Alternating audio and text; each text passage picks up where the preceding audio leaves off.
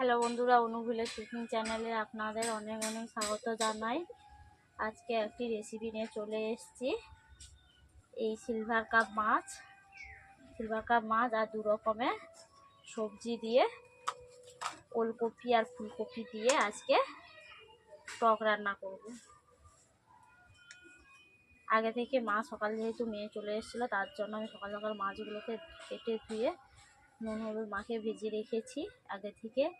আর ওলকপি আর ফুলকপিকে এইভাবে আমি কেটে রেখেছি, দেখতেই পাচ্ছেন। এরপর আমি ধুয়ে নিয়ে রান্না করতে চলে আসবো। আমি কেমনভাবে টক রান্না করব আপনারা দেখতেই থাকুন। ভালো লাগলে লাইক কমেন্ট এবং শেয়ার করে সাবস্ক্রাইব করে দেবেন। টক রান্না করার জন্য আমি কিছু উপকরণ নিয়েছি, দেখতেই পাচ্ছেন। নিয়েছি হলুদ, পাঁচফোড়ন, লঙ্কা গুঁড়ো, নুন, সর্ষে বাটা আর নিয়েছি চিনি, আমচুর। এই দিয়ে আজকে আমি টক রান্না করব। নুন জ্বালিয়ে নিয়েছি, কড়াইটাকে বসিয়ে দিয়েছি।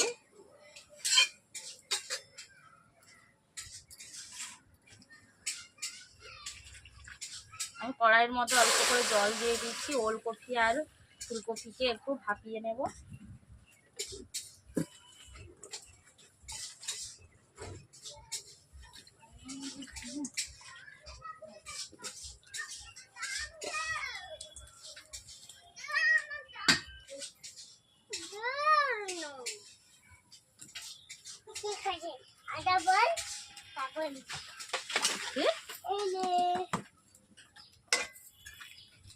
কি বল? কি আগে বল। আমি অল্প করে নুন দিয়ে দিচ্ছি ভাপিয়ে নেওয়ার জন্য। ফুলকপিগুলোকে ভালো মতো নুন দিচ্ছি আর দিয়ে দিচ্ছি হলুদ গুঁড়ো। দিয়ে একটু অল্প করে নেড়ে দিচ্ছি। এরপর ঢাকনা দিয়ে ঢেকে দিচ্ছি।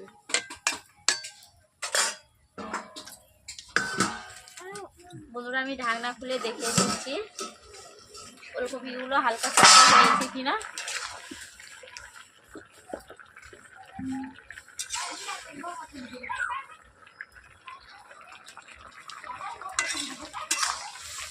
আর 1 মিনিট আমি হালকা করে ভাপিয়ে দিচ্ছি ওলকপিগুলোকে।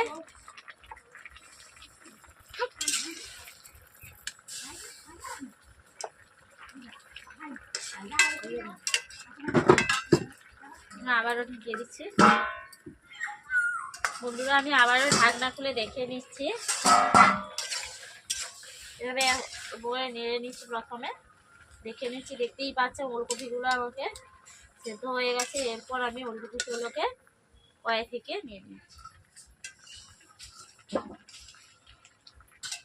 ওলকপিগুলোকে আমি কড়াই থেকে তুলে নিচ্ছি, দেখতেই পাচ্ছেন বন্ধুরা।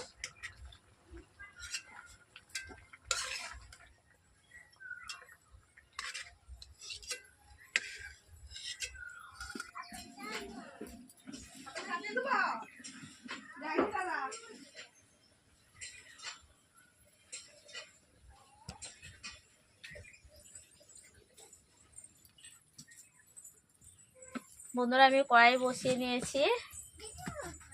এরপরে কড়াইতে আমি তেল দিয়ে দিয়েছি। তেলটাকে একটু গরম করে নিচ্ছি।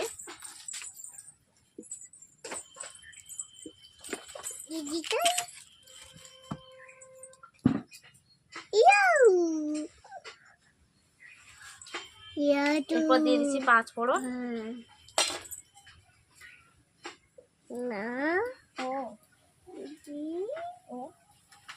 দিদি কই?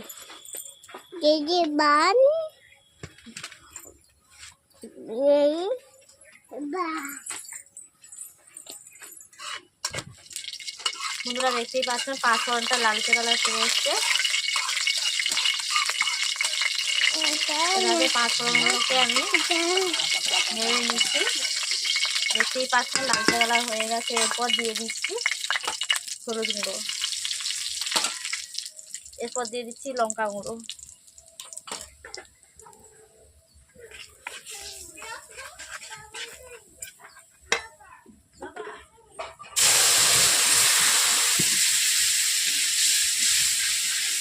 জল দিয়ে এইভাবে মশলাটাকে আমি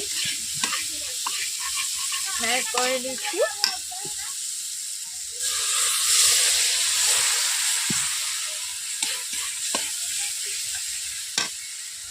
এরপর ভাপিয়ে রাখা সবজিগুলোকে আমি দিয়ে দিচ্ছি। আমি আগে থেকে ভাপিয়ে রেখেছিলাম, কারণ সবজিগুলো তাড়াতাড়ি সেদ্ধ হয়ে যাবে। টক পেলে সবজিগুলো ভালোভাবে সেদ্ধ হতে চায় না, তার জন্য আমি আগে থেকে ওলকপি আর ফুলকপিকে আমি ভাপিয়ে রেখেছিলাম। এরপর আমি মশলা কষিয়ে তেলের মধ্যেই ওলকপিগুলোকে আমি 2 থেকে 3 মিনিট এইভাবে নেড়ে নিচ্ছি, যাতে সবুজ ভাগটা গন্ধ চলে যায়। বন্ধুরা দেখতেই পাচ্ছেন সবজিগুলো ভাজা ভাজা হয়ে এসছে। এরপর আমি কড়াইতে জল দিয়ে দিচ্ছি। অল্প করে জল দিলাম, কারণ সরষের জল দেবো বলে।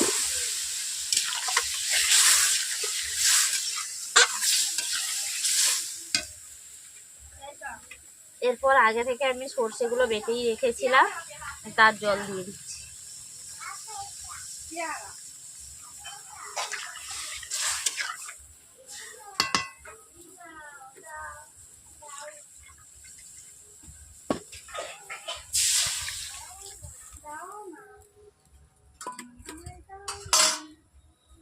এরপর আমি 3টা আমচুর দিয়ে দিচ্ছি।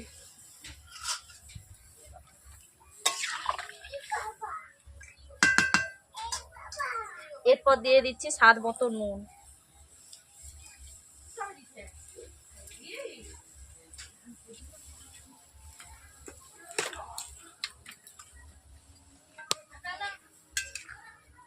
নুন দেওয়ার পর এইভাবে আমি নেড়ে নিচ্ছি। এরপর টকটাকে আমি 7 থেকে 10 মিনিট ফুটিয়ে নিচ্ছি।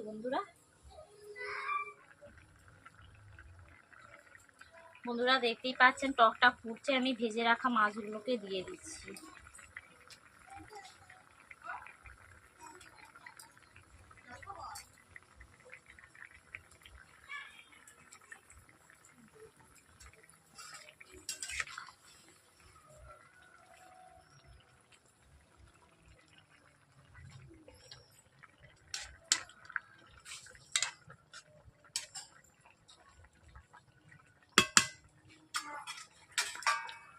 বন্ধুরা দেখতেই পাচ্ছেন আমি যেমনভাবে টক রান্না করলাম, এই রকম কপিগুলোকে ভাপিয়ে নেবেন, তারপর ভেজে আপনারা এইভাবে টক রান্না করবেন, দেখবেন অবশ্যই খেতে ভালো লাগবে। আর কম সময়ের মধ্যেও টক রান্না হয়ে যাবে। যদি প্রথমে আমি 5 ফোড়ন দিয়ে মশলা দিয়ে এই সবজিগুলো দিয়ে রান্না করি, অনেকটা টক ফুটতে অনেক সময় লেগে যায় সেদ্ধ হতে।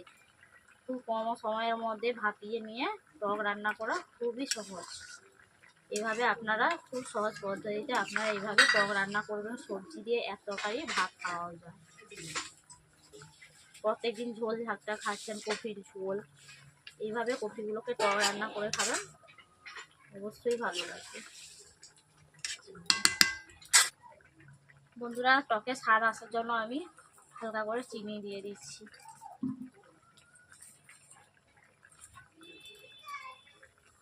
বন্ধুরা চিনি দিয়ে দিয়েছি হালকা করে। এরপর আমি কড়াইতে নেড়ে দিচ্ছি এইভাবে। 1 মিনিট মতো আমি ফুটিয়ে নিচ্ছি চিনি দেওয়ার পর, যাতে সবজির মধ্যে মিষ্টি ভাবটা ঢুকে যায়।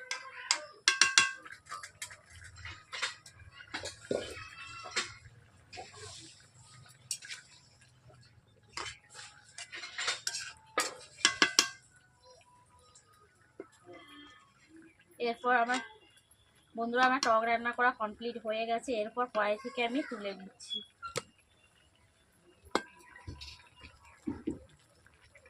বন্ধুরা আমার এই টক রান্না করা কেমন হলো আপনাদের, তা কমেন্ট বক্সে আমাকে জানিয়ে দেবেন।